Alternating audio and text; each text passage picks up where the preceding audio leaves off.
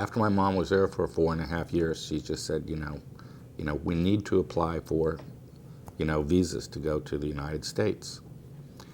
And my dad said he literally, they lived in an upstairs place in there where their apartment was, and he walked my mom over to the window, and he said, look out into the courtyard, what do you see? And there were people walking around, and my mom named some people that she recognized, from where they were living there.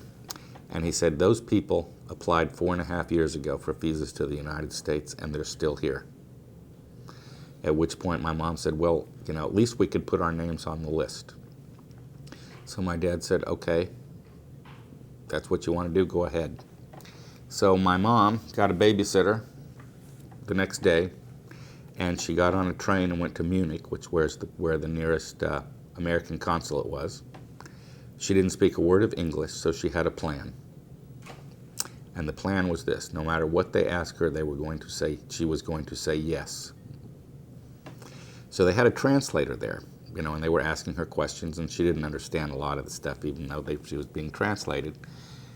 And one of the questions that they asked her that she said yes to was, they said, would you be willing to go what we're calling the Southern route?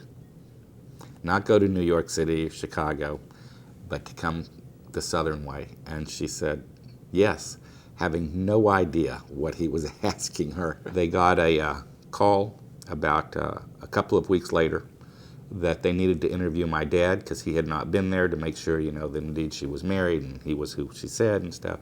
They get a call a month later saying that they needed to be ready to leave in 2 weeks.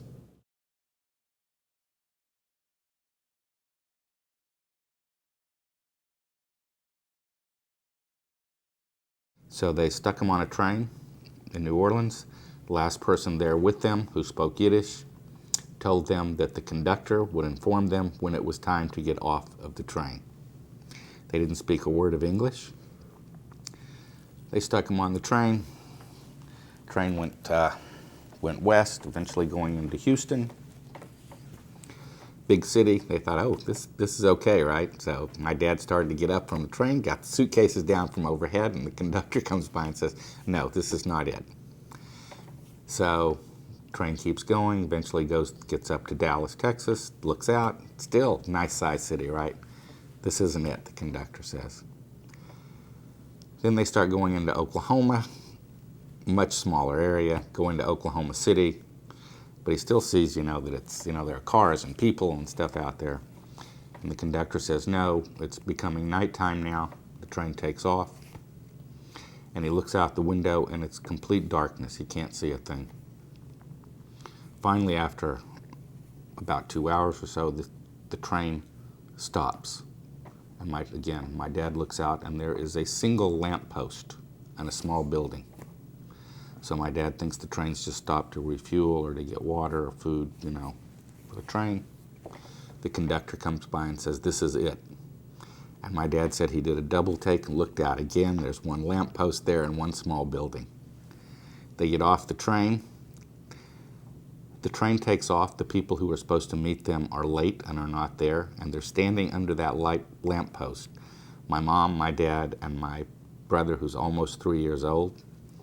And my dad said he turned to my mother and said, this is why you brought me to America.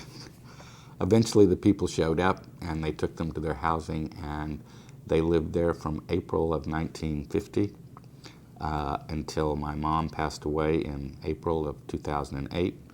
I moved my dad here to Oklahoma City in September of 2009. So they lived there for 58, 59 years.